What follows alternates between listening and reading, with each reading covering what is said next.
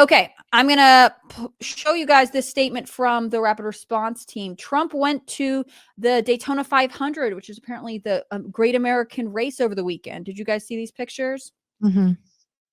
He was there with his family. This is, I think her name's Carolina. She's Eric and Lara Trump's daughter. And he had his motorcade circle the racetrack. Trump he went to this race in 2018, I think 5 years ago during his first term. So it's not the first time he's ever appeared there. Obviously, NASCAR was the scene of the Let's Go Brandon chant. So it's been dominantly pro-Trump as a sport, although I know some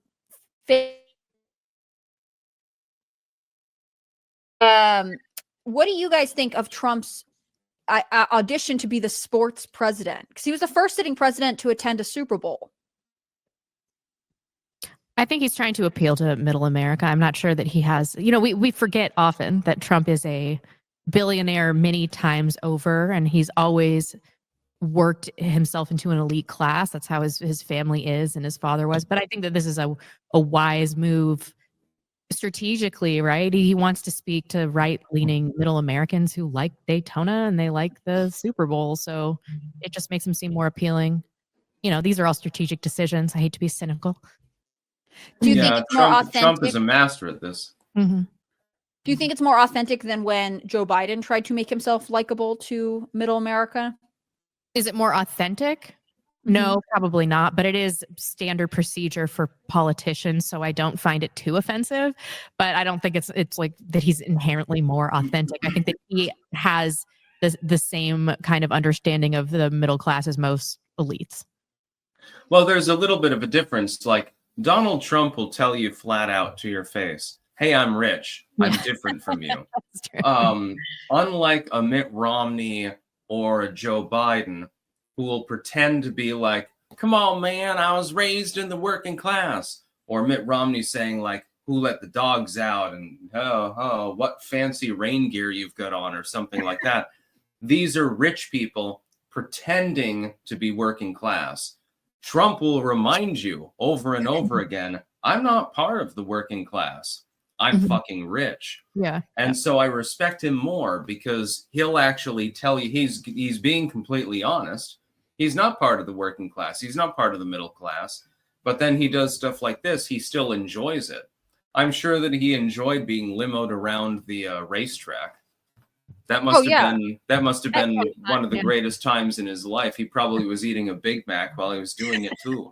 And it is funny. I mean, it is funny to see the presidential motorcade, driving laps around the racetrack. I think you can appreciate that even if you're not a fan of the sport or you're not that interested in Trump. Do you think that it's necessary for him to make these kinds of public appearances now that he's been elected? Or do you think that this is sort of, sometimes I look at stuff like this as like a victory lap. Like he's going somewhere he knows people are going to be excited to see him after having won this election. Is this part of the honeymoon phase of the Trump presidency? I think he's doing it for pure humor. I think that he finds this hysterical, and the other people definitely find it fun too. And he's doing it basically for comedic value more than anything else. Mm-hmm. I think it behooves him to reinforce his base, to keep that energy level high. I mean, after all, he is a populist, so he wants to remain popular. And I think that we're going to see a continuation of this throughout the presidency. I'm not sure that this is a honeymoon phase. Did you see this? I'm going to contrast these two things. Did you see this headline that kind of boiled up at the end of last week? There were a lot of celebrities that are on the board of the Kennedy Center in DC. So they're a big performing arts institution who pulled out because Trump is now the president of the Kennedy Center. And it's like Ben Folds, Shonda Rhimes, they're basically saying like, we don't want to be affiliated with this guy. So you have Trump, who is at NASCAR, the sporting event that's definitely associated with middle America, versus this sort of elite cultural arts institution, and they're treating him very differently. I feel like that's a good summation of America's divide right now in terms of the entertainment industry. Mm-hmm. I would say Who are these people? Issa Rae, Ben Folds, and Shonda Rhimes. I literally only know who Ben Folds. Who are these other Shonda people? Rhimes is a TV. She made like Grey's Anatomy or something, right? I don't know. I don't know who Issa Rae is. I have no clue who these people are. Guarantee you they're Democrats. Also, like, what is the point of you quitting if you don't like? Yeah, okay. Yeah. Do you remember when all those people took their music off of Spotify? Who was it? It was like Neil Young. Styx, do you remember this? Yeah, it was Neil Young was one of them. After Joe because Rogan was on there. Right. Yeah. This reminds me of that. It's like you're really only hurting yourself here. Like, okay, did they stay off of Spotify? No, they all came crawling back. That's the thing. Like, if you know, what a surprise. I like performing arts. I like theater and ballet and stuff like that. But if you think that this institution is now vulnerable because Trump's involved, why would you quit? Why wouldn't you stay on the board and use whatever influence you can? If you think he's that much of a threat to whatever. Reform from within. It's also for them, but nobody cares because I don't even know who 2/3 of these people are. Mm-hmm. It seems like that's sort of the progressive move right now, to like righteously resign because Trump is so bad. I mean, that's effectively what happened with the Department of Justice last week when they were told to drop the case against Eric Adams. And now the DOJ is like, no, Trump is bad. Isn't this basically the same thing as rage quitting? It used to be considered cringe. Yeah. Oh my God, you got so mad that you quit. Oh, how sad. You quit the chess game. You quit the online game. You quit social media because somebody insulted you. Well, I mean, grow up. But can they grow up? Like, or is this kind of the emotional reaction you're expecting?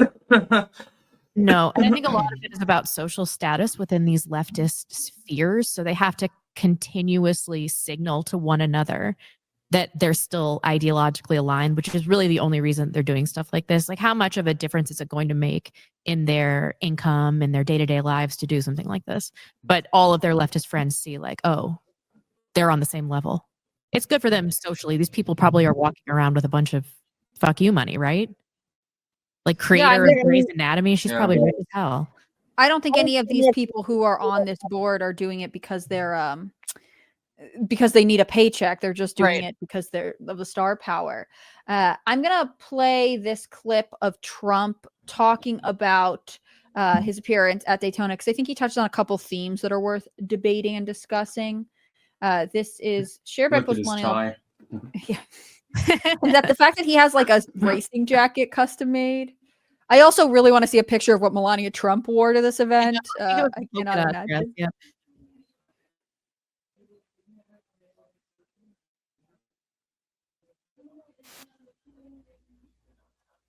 I can't hear it.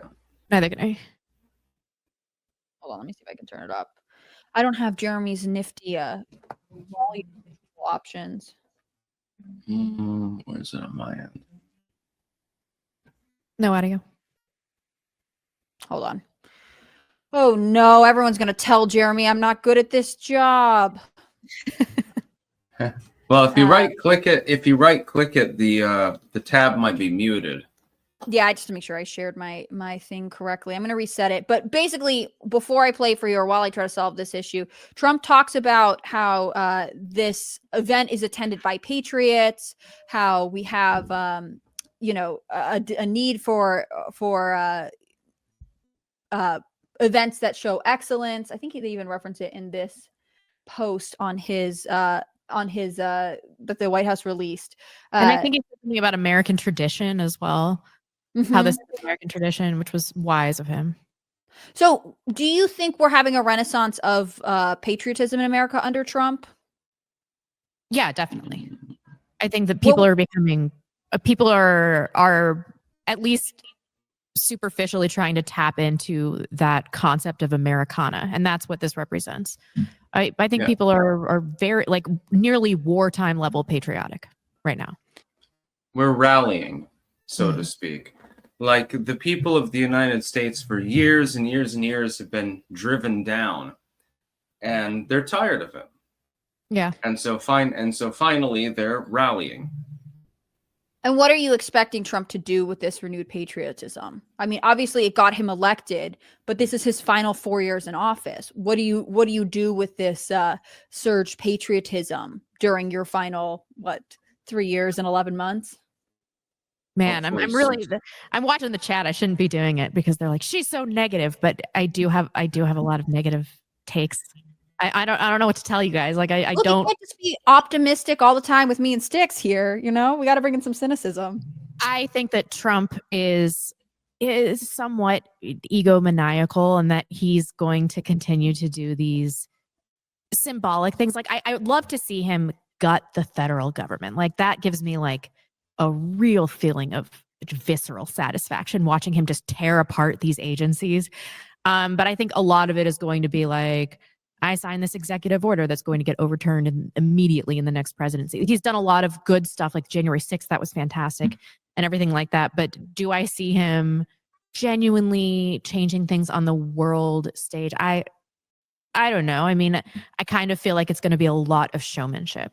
Sorry, guys. I disagree. I disagree with that.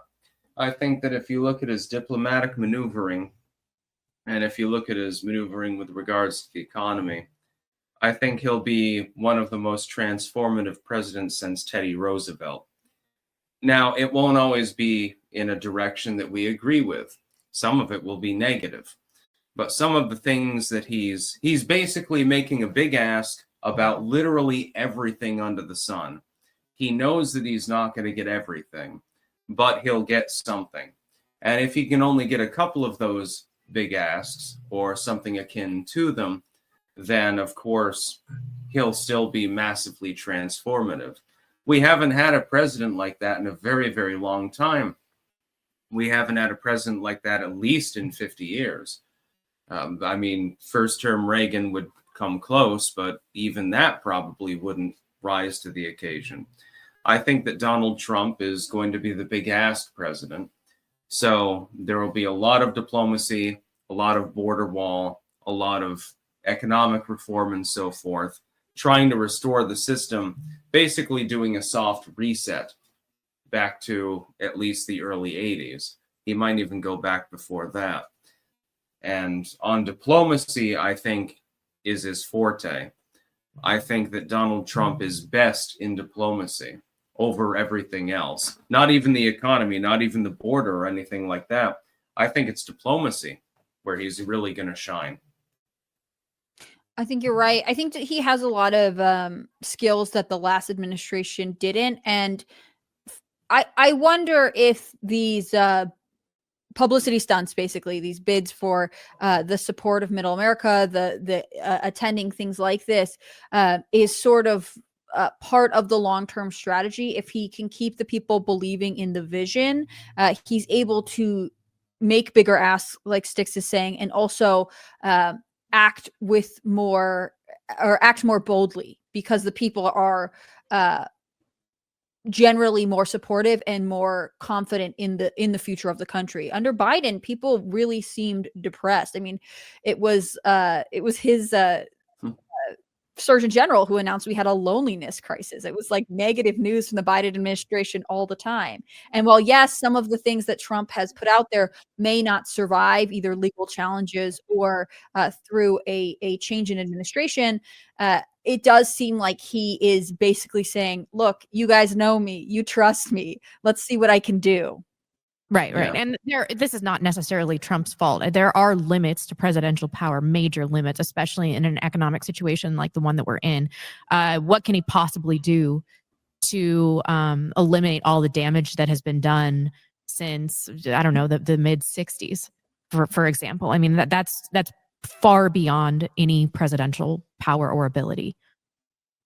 Sure. And I mean, it would take, everything's going to take a long time. I mean, I think about the birthright citizenship order. You know, he signed an executive order, I'm sure, knowing that it would be a legal challenge. I think some of the strategy is just to spark the conversation publicly. I can't tell you, there are so many libertarians who are saying we must end the Department of Education, but if you asked a moderate, they wouldn't even know that was an option, that you could just terminate right. departments. Yeah. It does seem like a lot of this is about just making you aware that you don't have to live this way, you know? Right. Jon Stewart actually did a pretty funny bit about that, talking about how leftists had no idea that there were these presidential powers. Like, he can't do that. And like, oh, actually, yeah, he can. And I think a lot of people on the right are realizing, wow, you can actually do that as president. I know that's a contradiction to what I just said, but it is more difficult to solve these larger problems. But the president can go in with these executive orders and just gut entire administrations. And so it's good to see some of that.